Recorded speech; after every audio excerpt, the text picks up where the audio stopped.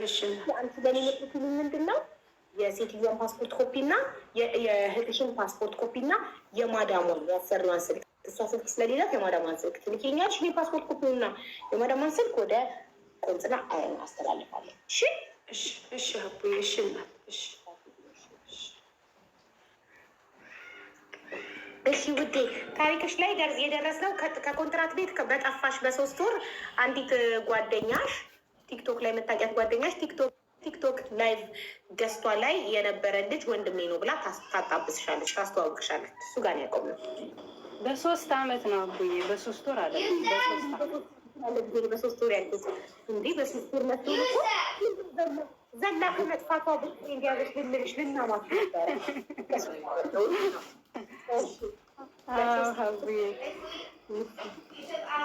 ከዛ አስተዋወቁኝ እያወራኝ ምናምን በቃ ላይ እንዴት ነው እንደ ራስሽ አይነት ሰው አግኝተሽ ታውቂያለሽ ስልሽ ስታወራ ማለት ነው። በቃ እንደኔ አንቺ እና እሷ የት አብራችሁ የጠፋችሁ ብቻ አብራችሁ የጠፋሽው ጓደኛሽ አይደለችም? ሌላ ሰው ነው ያስተዋወቀሽ? አይደለችም አይደለችም የተዋወቅሻት እኮ እቺ ጓደኛሽ ነው። ከዛ ቲክቶክ ላይ አብረው ገብተው ላይ ብላይ እሷን የታወቅሻት ልጅቷን የታወቅሻት ነው ያልኩሽ። ቦይፍሬንድ ሽማ ከበሷን ያወቅኩት ልጅቷን እኮ አብረው ነው የገቡት እኮ ሀቡዬ፣ አብረው ላይ ብላይ ገብተው ከዛ ሁለታቸውንም በውስጥ አወራኋቸው። ለምን ምን ፈልገሽ? አውሪኝ ሲሉኝ በውስጥ አወራኋቸው ሁለታቸውንም ማለት ነው። ወንድምና እህት ነን ብለው። ኦኬ። ከዛ በይሞ መጡ። ሁለታቸውንም ሳወራቸው ምናምን በቃ እህቲቱ ላይ እንደኔ የተገፋች ናት፣ ግን እህት አይደለችም፣ ብመጣልሽ ነው። ከዛ ቤተሰቦቻቸው ለንደን ጀርመን እንደሚኖሩ እናቷ በቅርብ እንደምትመጣ ነገረች፣ እናታቸው ማለት ነው። ከዛ በዛን ሰዓት ደሞዝ አልደረሰም። ብቻ ግን ካወራን ከትንሽ ጊዜ በኋላ 1,000 ብር አበድሪኝ፣ በዚህ ቀን እሱ 6,000 ነው የሚከፈለው በወር፣ በዚህ ቀን ደሞዝ ሲወርድ እሰጥሻለሁ፣ እስከዛ የቤት ኪራይ ጨብቆኝ ነው፣ ካምፓኒያቸው ደግሞ ደሞዝ አገደባቸው አለችኝ። ከዛ እኔ በዛን ሰዓት ስራ ነኝ፣ ግን የማስቀምጠው እጃዛ ቤት ነው ብር። ከዛ ለእጃዛ ቤት ሰውዬ ደውዬ ብር እንደዚህ ስለሆነች ልጅ ስጥልኝ እለዋለሁ። እንዲ አንቺ እንዴት ለማታውቂያት ልጅ ብር አንስተሽ ትሰጫለሽ ምናምን ብሎ እሱ ተቆጣ። አይ በጣም ስለቸገራት ነው ትመልስልኛለች፣ ምን ችግር አለው አሉት። ከዛ ወሰደች ማለት ነው። እዛ በዚህ ቀን እሰጥሻለሁ፣ በዚህ ቀን እሰጥሻለሁ እያለች ከእሱ ጋራ አወራን ምናምን እና የሆነ ሰዓት ላይ እጃዛ ስወጣ እኔ ልውሰድሽ አለ። እሱ ሹፌር ነው። ከዛ እሺ አልኩኝ። እሺ ብዬው ከዛ ወጣን፣ እቤት ወሰደኝ። ከዛ አወራኝ ስለ እነሱ ማለት ነው፣ ስለ ሁለታቸው። እሱ አይደለችም፣ እሱ እህትና ወንድም እንዳልሆኑ ፍቅረኛ እንደነበሩ፣ ግን እሷ ሙስሊም እሱ ክርስቲያን ስለሆነ በዚህ ብቻ እንደተለያዩ፣ አሁን ላይ እንደ እህትና እንደ ወንድም እንደሚተያዩ ምናምን ብዙ ነገር አወራኝ። ከዛ ችግር የለውም ብዙ ነገር ነው ያወራኝ።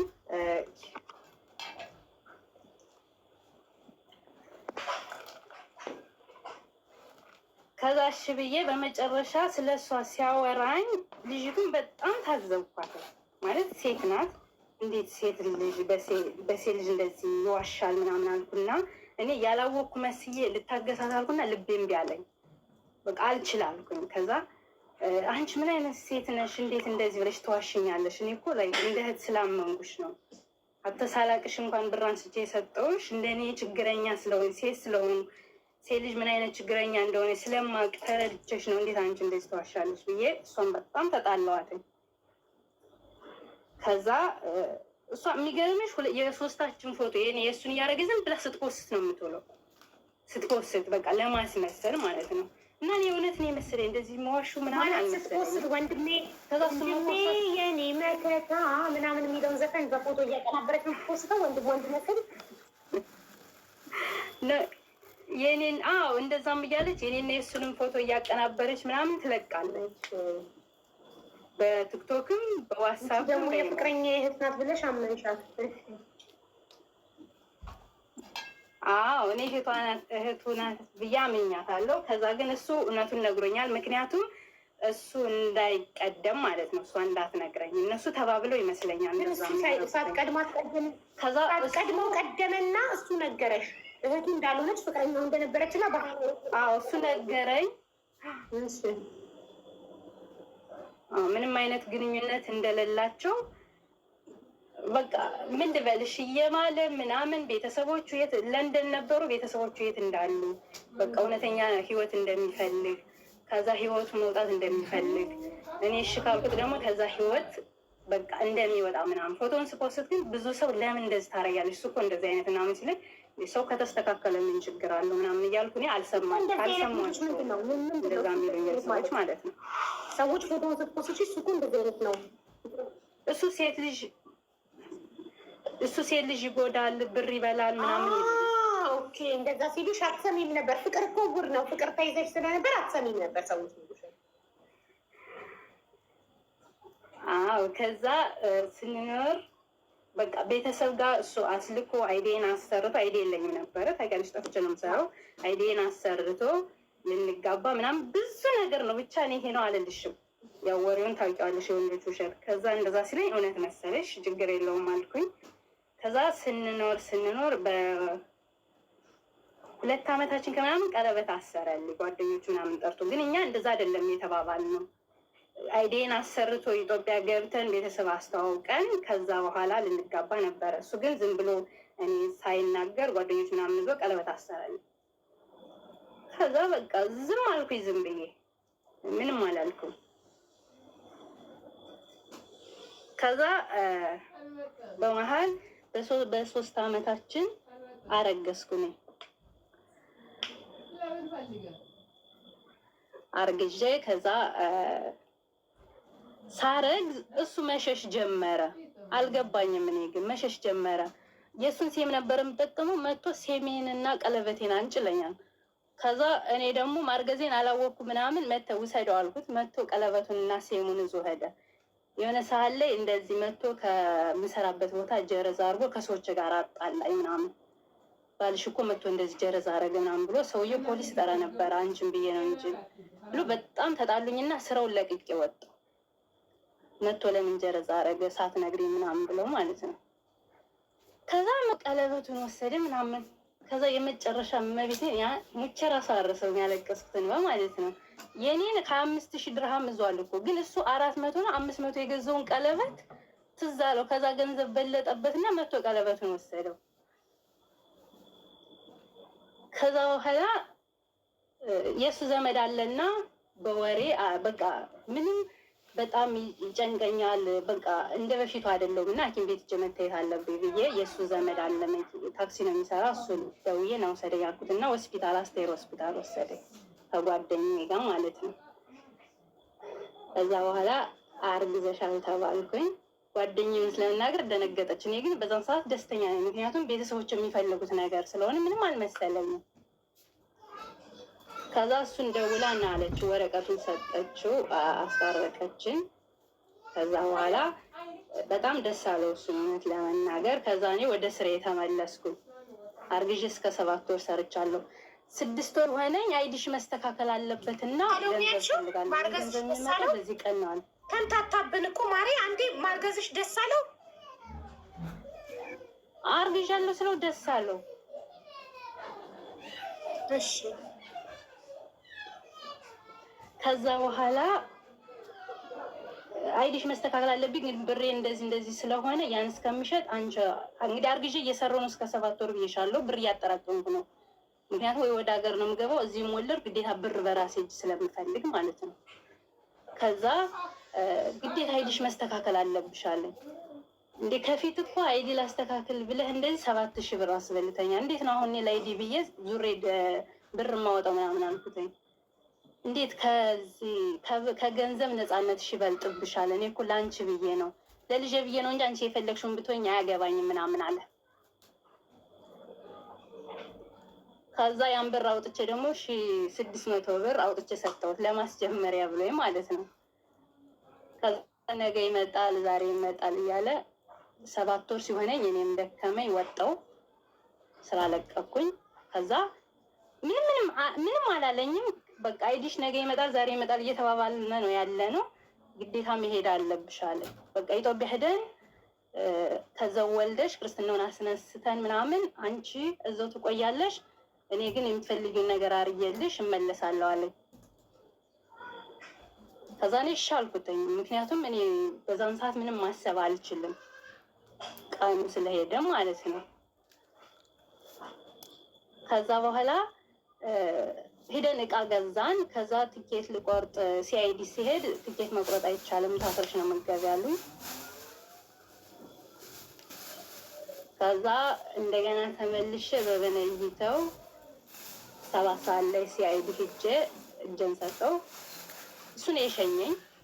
ከዛ እኔ ወዲያው እንደገባው ትኬት ሲቆረጥልኝ ለእሱ ደውዬ ከዛ እሱ ወዲያው ትኬት ቆርጦ ሊገባ ምናምን ተባባልን። ከዛ እኔ ግዴታ መግባት አለብሽ አንቺ ሆድሽ በጣም ገፍቷል ምናምን አለች ፖሊሷም። ከዛ በቃ በ24 ሰዓት ውስጥ ነው ያስገቡኝ። ከዛ አዲስ አበባ ሳምንት ጠበቁት። ነገ እመጣለሁ ትኬቱ እንዲሆነብኝ ነው ምናምን በቃ ምን ልበልሽ እያለ ስጠብቅ ከዘመድ ቤት ነበር። በመጨረሻ ሳምንት ሲሆነኝ አይ በቃ አንተ ስትመጣ ና እኔ ግን መግባት አለብኝ፣ ምክንያቱም በፕሌን ነው የምነዳው። እዛም ቀን ሲሄድ ደግሞ እንትን አይሉም ሆድ ሲገፋ ምናምን። ከዛም ገብቻ አሁንም ነገ እመጣለሁ፣ በዚህ ቀን እመጣለሁ፣ በቃ ቤተሰቦችን ሳይቀር በዚህ ቀን እመጣለሁ ነው የሚለው፣ ግን አይመጣም። ከዛ ስትወልጃ ለስ ወልድ አይመጣም፣ ለክርስትናው አለ ለክርስትናው አይመጣም። በቃ ዝም ብሎ ወሬ ካተ ገንዘቤን እንዳለ ይዞ ማለት ነው እንዳለ ብሬን ይዞ ምንም እንደሌለኝ እያወቀ ልብሴን አንድ ሻንጣ ሙሉ ልብሴን ይዞ እንደዛ ብሎ ቀልዶ ከዛ ስወልድ ደግሞ ፋዘሬን ደወለና በዚህ ቀን እመጣለሁ ግን እስከዛ በግዛላት ብሎ አለውና አካውንቱን ተቀበለና ብር የለም። እኔ እፈልጋለሁ ብር ለክርስትና ማስነሻ እፈልጋለሁ ብር ላክልኝ ስለውም የለም። እልክልሻለሁ ይላል አካውንትሽ ላይ እልክልሻለሁ ይላል፣ በዛው የለም። ከዛ እንደዛ ብዬ እኔም የተወሰነ ገንዘብ ነበረኝ በዛ ክርስትናን አስነስቼ ከዛ እሱ ይመጣል ስላይመጣም ለካ እሱ ሌላ ህይወት ጀምሯል። እሱ ዝም ብሎ ነው የሚቀልደው ከኔ ቤተሰብንም እየደወለ ምናምን የሚቀልደው ዝም ብሎ ነው አይመጣም። ኔትወርክ ደግሞ ከኛ ዝግ ነው፣ ቀጥታ ነበረ የሚደውለው። ሌላ ህይወት ጀምሮ እየኖረ ወደ ካታር እንዳትመለሺ ደግሞ ተከንስለሽ ገብተሽ ተቦልተሽ ነው ከካታር ሄድሽ። አዎ እሱ ግን በቃ ወልጄ እስከ 4 ወሬ ድረስ እያወራ ስልሽ ይደውልና ብሎክ ያደርገኛል። ብር ላክልኝ ስለው እንደዚህ አለ። በቃ የሆነ ያልተባለ መላ ነው የሚመለው። ኔትወርክ የለም። እኔም ለመደወልም ገጠር ነው ያለሁት። ምንም የሚመች ነገር የለም።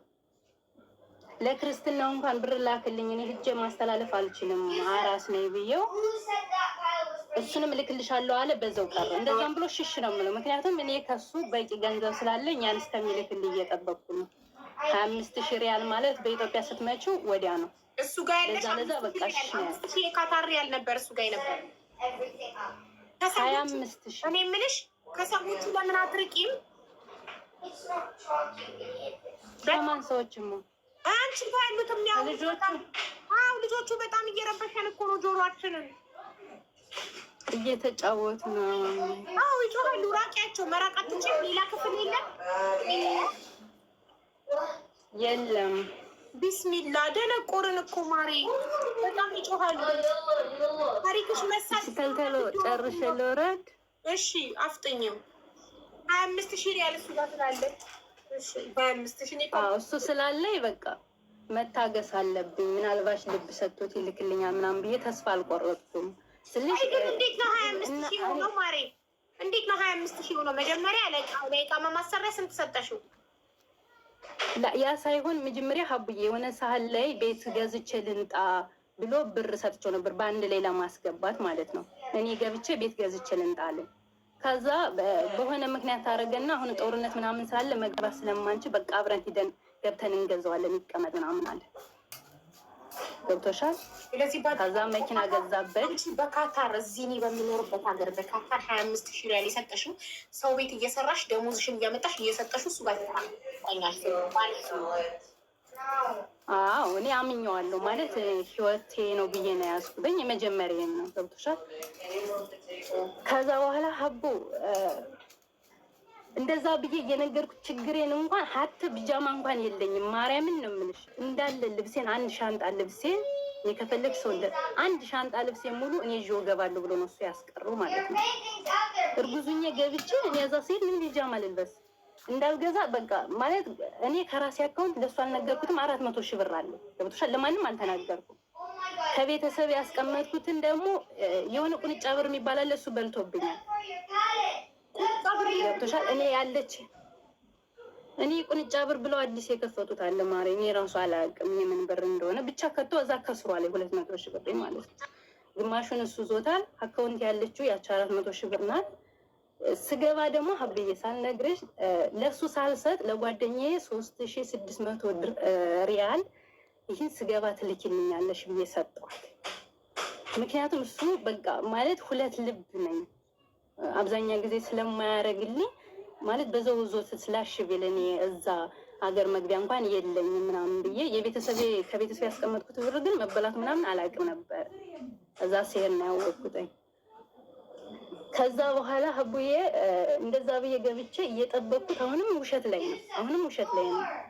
ስደውልለት ብሎክ ያደረግና ከዛ የሆነ ሰዓት ላይ እንትን ተከፈተ፣ ኔትወርክ ተከፈተና አወራና ብሎክ ያደረገኝ። ከዛ እንደገና ለፖሊሳል የከፈተውና ደወለልኝ። እንዴ ምን አስበህ ነው? ለምንድን ነው አውርተህ ስጨርስ ብሎክ የምታደርገኝ? እላለሁ።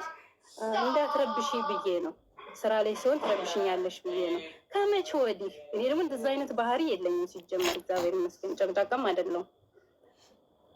ከዛ እንደዛ ሲለኝ የሆነ ጠረጠርኩኝ ማለት የመጨረሻ መንቃት አለብኝ እና ተመልሰ እንግዲህ ያን ሁሉ ሳያረግ ስንት እየተንገላታ አቡ ምን አለኝ መሰለሽ፣ ተመልሰሽ ወደ ካታር መንጣት አለብሽ፣ ፓስፖርትሽን ላኪልኝ።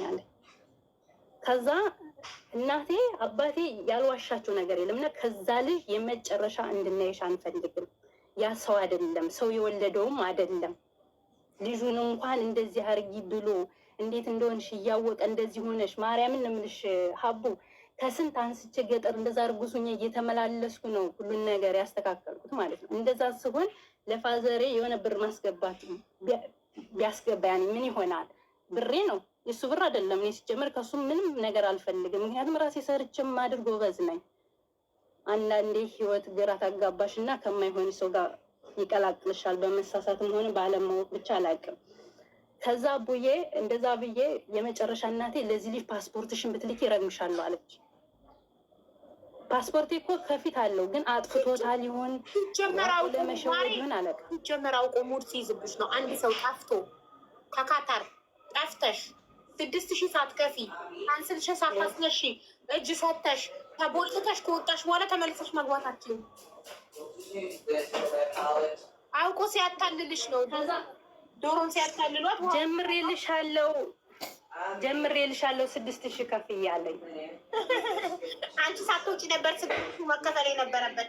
ሳትወጪ ነው አስመስለሽ። እሺ ከዛ እንደዛ ብዬ በቃ ማዘር በጣም ተቆጣችኝ። እኔም በመጨረሻ በቃ ለምን አልነቃ ምናምን ብዬ ከወለድኩ ክርስትና ካስነሳው በኋላ ምናምን የሆነች ጓደኛ እዚህ ዱባይ ያለችኝ እና እንደ አንቺ እኮ ጎበዝ ጠንካራ ነሽ፣ እንደዚህ ትሰሪያለሽ፣ እሱ ምን ትሰሪያለሽ?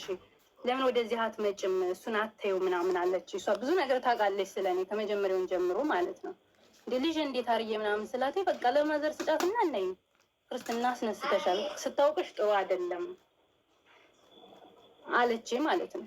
ከዛ እኔ አላሰብኩትም ወደ ዱባይ ለመምጣት ሲጀመር። ግን ምንም አይነት ስልሽ ያ ብር የቀረው 270,000 ብር ነው። 270,000 ብር ደግሞ ኢትዮጵያ ላይ ቢስ ሳይኖርሽ ምንም ሳይኖርሽ ምንም አያደርግልሽም ሲጀመር።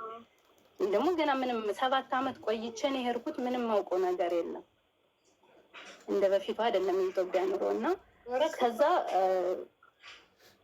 ልጅን በ4 ወሯ ለማዘር ሰጠዋት እና ወደ አዲስ አበባ መጣሁ። ፕሮሰሱን ጓደኛዬ ጀምራልኛለች።